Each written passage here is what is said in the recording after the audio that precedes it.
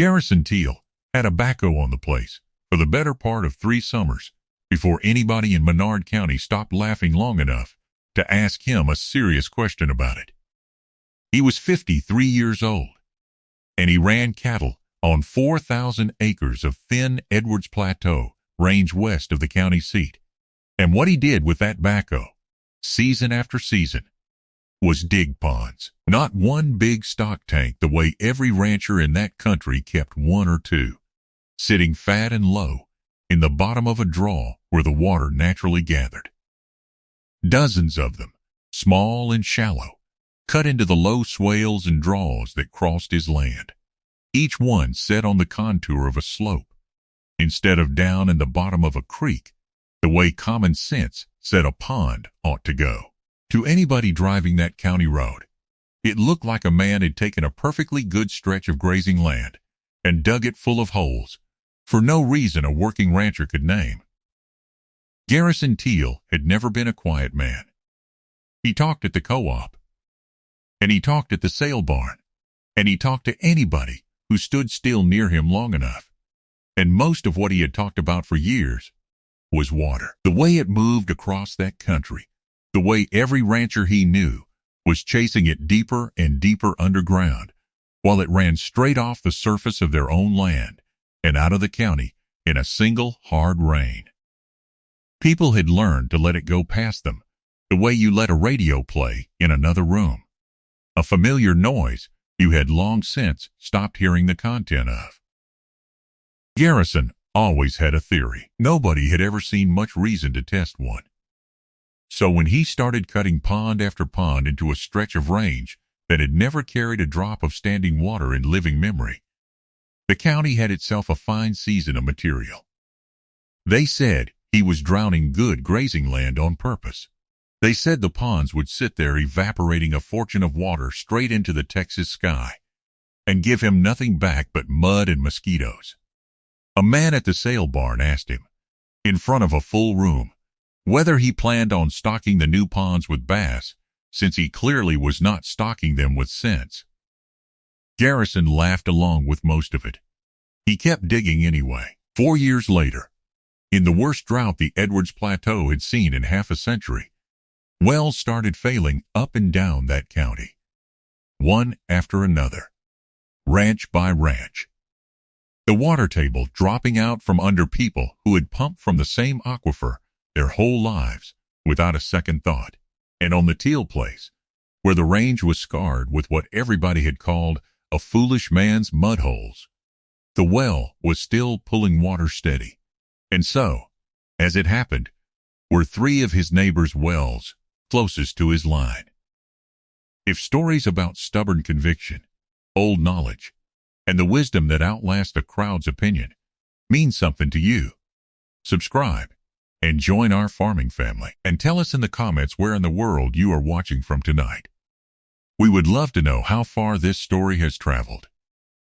The Edwards Plateau runs across a wide stretch of central Texas, limestone country, thin soil over old porous rock, and beneath nearly all of it lies the Edwards Aquifer, one of the most productive and most fragile groundwater systems in the country. The source that ranch wells, small-town water systems, and cities well downstream all draw from without most people ever giving a thought to where the water underneath their own boots actually goes.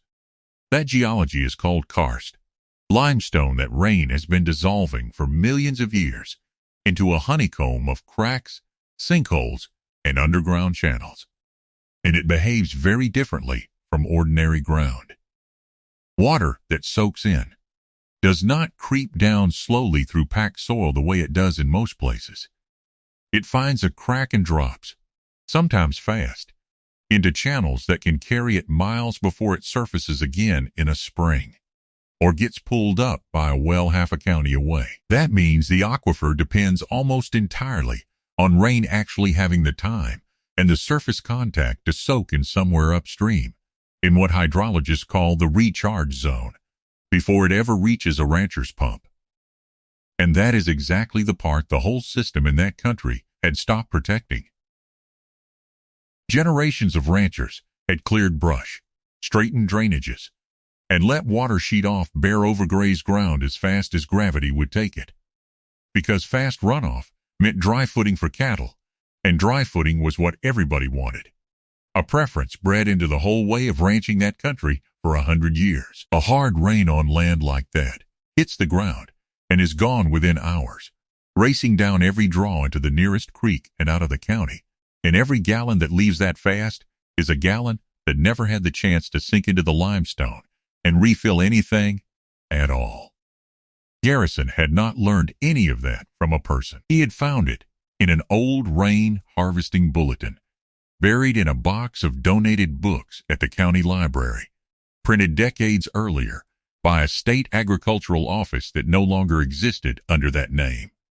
Its cover gone, half its pages foxed with damp. It described a method of shaping land on the contour, cutting a series of small ponds set not in the bottom of a drainage, but staggered across the slope above it, each one built to catch and hold water only briefly, before letting it overflow gently into the next one down, slowing a hard rain into a long, lazy soak instead of a single fast rush to the creek.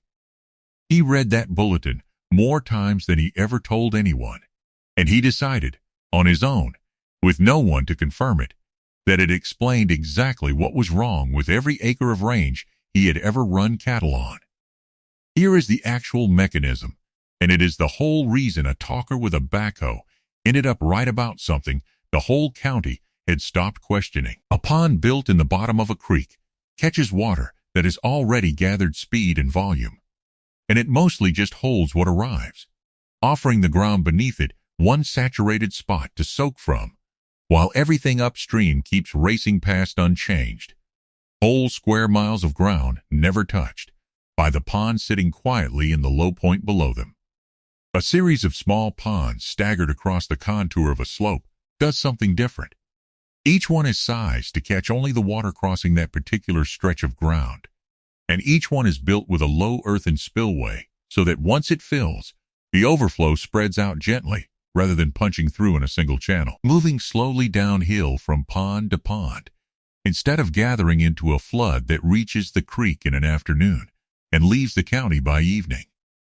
That slow, spread, repeated contact between water and soil is what actually recharges ground. Not a single deep pool sitting in one place, waiting for the surrounding land to come find it. The water spins far longer near the surface, in far more places, giving gravity and the cracked limestone beneath it a genuine chance to pull the water down into the aquifer instead of losing it to the creek in an afternoon. It costs something, and it is worth saying plainly that the objection raised against Garrison at the sale barn was not a foolish one.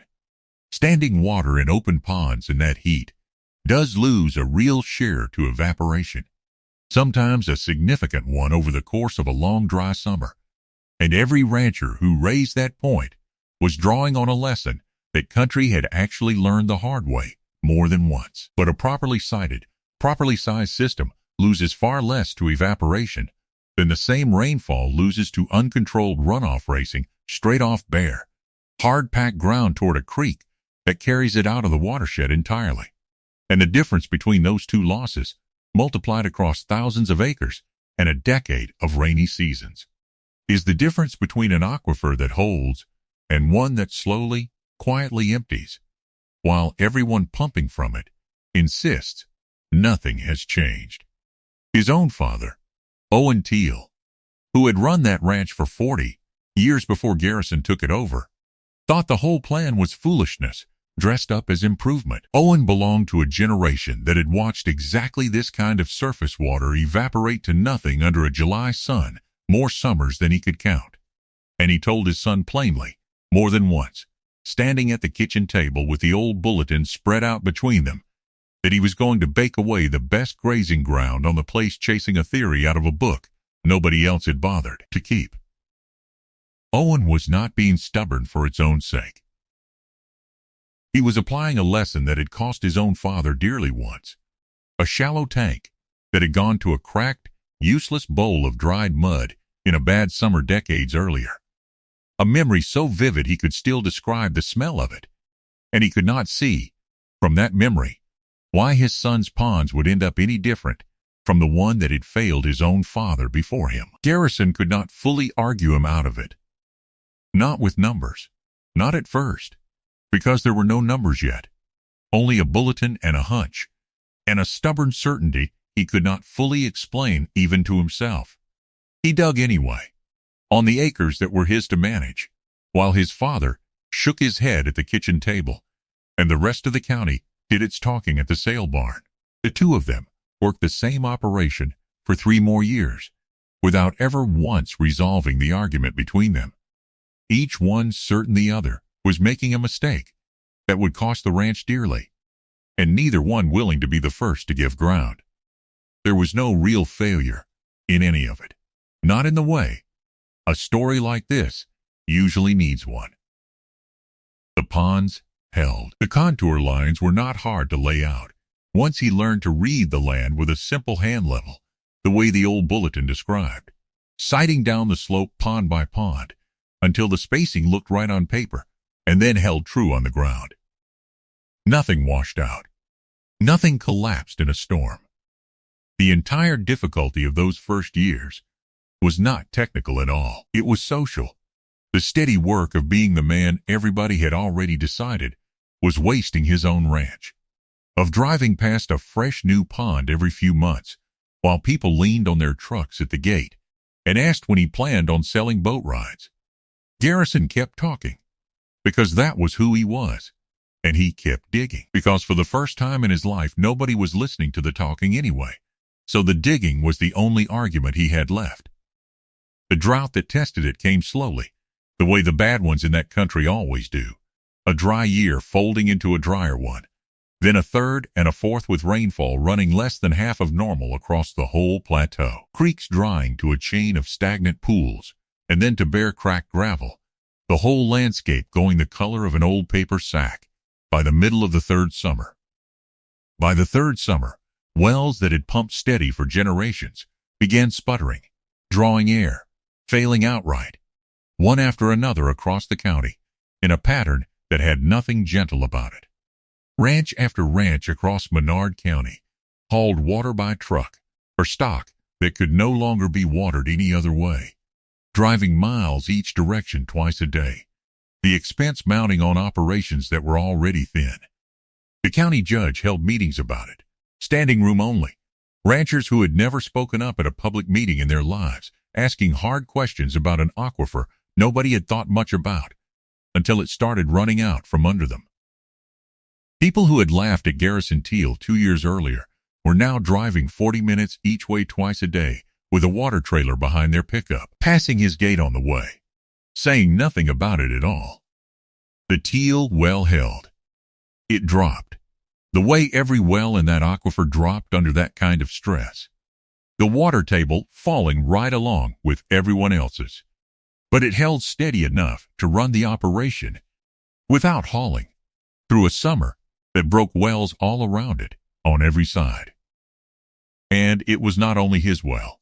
The 3 ranches sharing his stretch of the recharge zone, downslope and downstream of the ponds he had spent 3 years cutting into the contour, saw their own wells hold longer and recover faster than wells further off that same aquifer segment, a pattern a hydrologist from the Regional Groundwater District eventually mapped out and confirmed. Walking Garrison's land with a set of well logs from across that whole corner of the county and matching the water level data against the location of every pond on his place, tracing the correlation pond by pond until it was no longer something anyone in the room could reasonably call a coincidence. Owen Teal did not live to see the mapping. He died the winter before the drought broke, still half convinced his son had been wasting good pasture on a hunch out of an old book. Garrison never got the argument settled with the one person he had most wanted to settle it with, and there was no fixing that afterward, no matter how many wells recovered. What happened instead was quieter than an argument.